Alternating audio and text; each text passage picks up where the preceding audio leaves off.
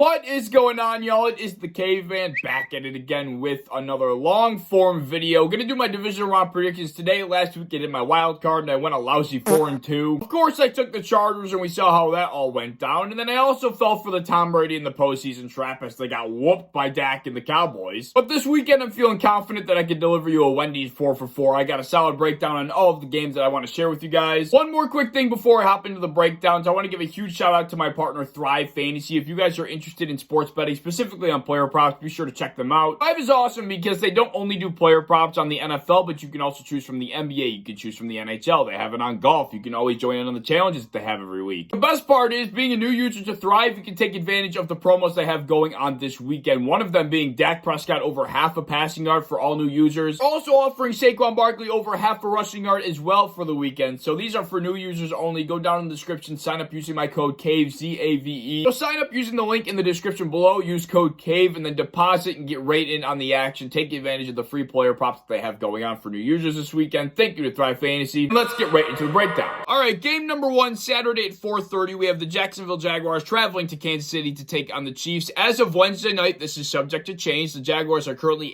8.5-point underdogs. These two teams actually faced off in week 10. The Chiefs took down the Jaguars 27-17. Was actually one of Trevor Lawrence's better performances, and on that note, we should talk about what happened last week. The first half was entirely ugly. Understandably, they came back in the second half and took down the Chargers. I think people are quickly forgetting or choosing to forget what happened in the first half of that game just to kind of prop up Jacksonville right now. Trevor Lawrence threw 4 interceptions, and they were not 4 pretty ones. He looked rattled. He looked confused. Of course, what happened after halftime is a whole different story, but there is not much margin for error when playing against the Kansas City Chiefs. Gonna take the Jags' best performance to have a chance in this game. Since week 14, offensively, they ranked 7th in EPA per play and 8th in EPA per dropback. This team's moneymaker has certainly been the defense, 2nd in EPA per play on the defensive side of the ball ever since week 14. They only allowed 3 points against the Chargers in that second half. Just like last week, I am going to offer an X factor for each team, and for the Jaguars, I am going with the heart and soul on the edge being Josh Allen. This dude was a force to be reckoned with and was constantly in Justin Herbert's face last week with 7 total pressures. He had 6 tackles. He also had a sack, and PFF tracks what's called a stop, which constitutes a stop on defense, and he had 6 of those as well. He was a menace, their best defensive player, and they're going to need his best performance if they want a chance against Patrick Mahomes, man. They're going to have to disrupt him early and often, and it's going to be on the shoulders of Josh Allen to do that. That allows me to segue right into Kansas City. This was a team that I always felt like was kind of riding on the gun show of Patrick Mahomes. This guy has been playing near perfect for the entirety of the year. Earlier in the season, it felt like the Chiefs were riding the coattails of Patrick Mahomes' consistent MVP performances, and if he ever played below that standard, then they probably would lose. But as of late, their defense has started to pick up a lot of slack. Since week 14, their defense ranked 6th in EPA per play amongst the NFL, and they also ranked 5th in EPA per dropback, and most of the offense from the Jacksonville Jaguars comes through Trevor Lawrence's arm. Travis Etienne makes an intermittent difference, but it's definitely through the passing game. Of course, the offense speaks for itself. We really don't have to talk about what Patrick Mahomes brings to the table, right? Mahomes is my X factor for the Chiefs. Like I said earlier, though, I don't feel like they're relying on his top shelf performances to win as much as they were. That doesn't change the fact that if Patrick Mahomes doesn't play Patrick Mahomes type football, that this team is going to be in for an absolute dogfight. I also have no reason to believe that the soon-to-be MVP doesn't bring his A game. I don't think the Jaguars have a chance in this game, if I'm being perfectly honest with you. Of course, I'm taking Kansas City. My score prediction for this one is 34-20, and the Chiefs cover. And if I'm being blunt with you, I'm rather annoyed that we're not seeing the Chargers here because Herbert and Mahomes always put on one hell of a show. Now, I'm not saying the Jaguars are going to make nearly as many mistakes this week, but the margin for error against the Chiefs is so minuscule that I don't think the Jaguars are going to be able to keep that margin close enough. Both teams rely on their quarterback's arm. I don't think Trevor Lawrence is going to be able to live up to the moment and be efficient enough to take down the Chiefs. Therefore, I have Kansas City winning this one at 4:30. For Saturday night, we're going to have a really good one. We have the Giants traveling to Philadelphia to take on the Eagles. Currently, like I said, this is subject to change. The Giants are 7.5-point underdogs. Obviously, last week we saw the Giants kick those frogs right out of the wild card with ease. It was an impressive performance on both sides of the ball. But despite the fact that the Vikings and the Eagles had pretty similar win totals, that does not mean they're even close to being the same team. The Eagles are far and above better, far and above more well-rounded. They did get the best of the Giants both times they played each other this year. But as of right now, the Giants feel like a matured football team. The second time they played them, which was week 18, it was only like a 4-point difference that they lost by. And obviously, last week we saw one hell of an efficient offense, and I think we might see the same case this coming week. Offensively, they ranked 6th in EPA per play since week 14. To key in on that, the Giants' run game has been their true strength. They ranked number 1 in the NFL since week 14 in EPA per rush. Saquon Barkley has been the gear that keeps this whole operation spinning. Daniel Jones himself has been exceptional, don't get me wrong. wrong, but without Saquon Barkley's efficiency on the ground, that really makes it difficult for Daniel Jones to get into his bootleg rhythm to really get things going. I'm assuming that they can get their bread and butter spread early on offense, and I don't have any concerns in that regard, but it's their defense that really is throwing caution to the wind. They're the complete opposite, ranking 28th in the NFL since week 14 in EPA per play. Just like how they're first in the NFL in EPA per rush offensively, they're actually 32nd last in the NFL in EPA per rush defensively. Considering you're playing against the Eagles, that probably isn't a good sign. That's where my X factor for New York is going to bud his way in. Dexter Lawrence has been the second best, if not the best interior defensive lineman in the entire NFL. If he can create disruption on the inside and then Kayvon Thibodeau can get going on the edge, then maybe they can slow down this rush attack of the Eagles and just the offense as a whole. But we are also talking about the Eagles here, who offensively have ranked 9th in the NFL in EPA per play. Similar to the Giants, are right up at the top of that list in terms of rushing, ranking 3rd in the NFL in EPA per rush. They are a tough team to stop on the ground, let me tell you. To my surprise, when I was looking at the statistics, their defense has not been as good as advertised, at least down the stretch here. Since week 14, they've ranked 15th in EPA per play defensively, and also a shocking back half of the NFL finish in EPA per rush for the Eagles defense, ranking 17th. So if there's any glimmer of hope for the Giants in this game, it is going to be through Saquon Barkley. A similar thought process for choosing Dexter Lawrence as the X factor for New York is going to apply here for Philadelphia, except I'm taking their whole front seven collectively. They need to work together to slow down that rushing attack. As much as I want to see Brian Daboll and this miracle Giants run continue, I just can't see them getting past the most well-rounded team in football. The Philadelphia Eagles have no business losing this game whatsoever. Score prediction here is going to be 44-38 in favor of Philadelphia, and I do think the Giants cover. We're going to see a lot of points in this game. Neither defense is really going to do much, in my opinion. Like I was alluding to earlier, both defenses for these respective teams have not been fantastic down the stretch, but it's the Giants' rush defense that's really going to be the dagger here. If they weren't playing the Eagles on one of the other best rushing attacks in the NFL, then I'd give them a better chance here, but pairing up against one of the best rushing attacks and one of the worst run defenses is not going to mix well. I think it's going to be a lot closer of a game than people are anticipating, and I expect a fireworks show. We got to Sunday, we have two games that I anticipate to be fantastic. Starting at 3:30, an awkward 3:30 p.m., we have the Cincinnati Bengals traveling to Buffalo to take on the Bills. They are currently 5.5-point underdogs, and remember that is subject to change by the time you are seeing this video. Cincinnati's been an interesting story over the last few weeks, right? It's not necessarily been their offense getting the job done. It's actually been their defense, and that's exactly what happened last year. All of a sudden, out of nowhere, their defense turns into the steel curtain and makes the biggest plays in the biggest moments. Last week, they played against the Ravens, and their offense put up 17 total points, and they had that fumble six for 99 yards that essentially won it for them. It did win it for them. That was the story of their run last year. Their defense made big play after big play in the biggest of moments at the end of all of those games. And it looks like they're picking up right where they left off, right at the end of this season, just like last year. I don't understand. Currently, their defense is ranking 3rd in EPA per play since week 14 and 10th in EPA per dropback. But yeah, it's their offense that just hasn't been as explosive as we're used to it being. They currently rank 15th in EPA per play since week 14. Of course, their moneymaker on offense is Joe Burrow and their passing game. They've only ranked 14th in the NFL since week 14 in EPA per dropback, which is low for a team like Cincinnati with those receivers. But a lot of those issues have to do with the offensive line. They're reliving the exact same reality from what happened in the postseason last year. The exact same one. With that in mind, the Cincinnati X factor is going to be the offensive line as a whole. If they can hold up, they'll have a chance in this game. If they can't hold up, they're probably going to lose by at least a score and a half. Just do not see a reality where the Cincinnati team makes it far with a banged up, terrible offensive line again. It didn't make sense to me last year when it happened. That was a complete anomaly. There's no way they get away with it again, right? You expect Buffalo to take full advantage of that even if they do not have Von Miller on the edge. Similar to Cincinnati, it's been the Buffalo defense that's been getting the job done. It's been the Buffalo defense that has won them games each and every week. Being a Bills fan, I can speak to that. Ranked 4th in EPA defensively and 3rd in EPA per dropback, which is not going to bode well for that Cincinnati passing game. The Bills' offensive EPA ranks 12th, as well as their EPA per dropback, also ranking 12th in the NFL since week number 14. So they've been an inconsistent mess. Ken Dorsey's been an interesting offensive coordinator, to say the least. Josh Allen's decision-making has been hit or miss. We all saw what happened last week when they barely squeaked away from Skylar Thompson. The offense played flat-out bad in that game, and it's crazy to say that out loud considering they put up 34 points, but it's true. Probably deserved to win even less than the Bengals did against the Ravens last week. But nevertheless, both teams are here. Both teams are playing in the divisional round. Back on the topic of the defense, I do think Gregory Rousseau is going to be my X factor for Buffalo. Obviously, Von Miller is out. Greg Rousseau has been the next best pass rusher, and he should be able to feast on this offensive line. Overall, I do think the bandana colors remain the same, and the Bills take this one home. I have a score prediction of 28-22. I have the Bills covering. It's really going to come down to the offensive line of Cincinnati. Like I said, there's just no universe in which I can envision in them getting by with this offensive line. Not after what they did last year. That was already an anomaly enough. That was already their miracle run. They've had it. It's over. That being said, I have Buffalo coming out on their own home field. To wrap up the divisional round at 6:30 p.m., we have the Cowboys traveling to San Francisco to take on the 49ers. They are currently 3.5-point underdogs. It is subject to change. You saw what happened with Dallas last week. They put on an absolute show. Dak Prescott looked fantastic, efficient, didn't turn the ball over, kind of returned to that previous form of leading one of the highest scoring offenses in the NFL that we've seen over the last few years. I do feel like people have kind of forgotten that fact that Dak Prescott and this Cowboys offense has been a point manufacturing machine for the last 3 years. Although I was fooled by the Tom Brady narrative last week, I do see what this Cowboys offense is capable of, and I was reminded of that. They're currently ranking 13th in EPA offensively, 7th in EPA per dropback. I almost think those numbers are going to turn out to be an understatement because it seems like Dak is going to catch fire here, and this offense is going to return to what we all thought it should be. And if you couldn't tell, I'm kind of hopping on the Dak bandwagon after what happened last week. He is my X factor. If this dude comes out firing, flaming hot, then I have no reason to believe why this offense can't put up a fight against that defense. Defensively is where some concern may leak in. They rank 11th in EPA per play defensively as a whole, but actually rank 3rd in EPA per rush defensively, which could bode well going against the 49ers, of course. We are also talking about the 49ers, who have been one of, if not the best team in the NFL ever since Brock Purdy took over. I don't even need to talk about the numbers when it comes to this football team. They are unbelievable in every regard, but it's Brock Purdy that gives me the most concern. Everybody's hopped on the Brock Purdy bandwagon, and I hate when that happens because I want to root for a guy without him turning out to be overrated, and that's exactly what's happened with Brock. I've unfortunately begun to kind of root against Brock because I just hate when narratives become overblown. Brock Purdy has not been playing fantastic football, and specifically last week, he did not play good whatsoever. Everybody is just fawning over the fact that this dude has been putting up good numbers and that they've been winning, blah, blah, blah, and that's all good and special, and that matters. But Brock Purdy specifically has not faced much adversity ever since he's taken over. His job's been pretty damn easy, and I don't know if it'll be this week or maybe it'll be down the line in the future, but he is going to have to lead a drive where he has to score with his arm and with his arm only. I don't think he can drop back consistently enough to do that. Like how I went Dak with the X Factor for the Cowboys, I'm going to take Brock Purdy as the X Factor for the 49ers. This dude is going to find himself in situations in this game where he's going against an offense that is firing on all cylinders where he has to respond. Whether he can do that, I guess, is up to your discretion. But if you're asking me, I think this is the downfall of Brock Purdy and the 49ers for this exact reason that I was just mentioning. The Cowboys are going to be putting up points in this game despite how well the 49ers defense has been playing, and I don't think Brock Purdy's going to be able to respond. It could be the hater inside of me kind of talking because I'm getting sick of the overblown, overhyping narrative of Brock Purdy. But either way, it's not like it's an unpopular opinion. I've been seeing people take Dallas. My score prediction for this one is 33-27. All the Cowboys have to really do is shut down the 49ers run game, and considering they've been good in that regard, I think they have a very solid shot in this one. But yeah, that wraps up my predictions for the divisional round. Let me know what you think down in the comment section below. Be sure you guys are checking out Thrive Fantasy down in the description. Use code CAVE when signing up. Thank you to Thrive, and thank you to you for showing out, showing support as you guys always do. You guys are great. If you enjoyed, as always, please like, subscribe, do all that fun stuff. If you want to hit the bell to be notified when I upload, I'd appreciate that. You want to go over to Twitter, follow me over there, I'd appreciate that as well. I have a TikTok down in my description that I think you should check out, and I hope to see you in the next one.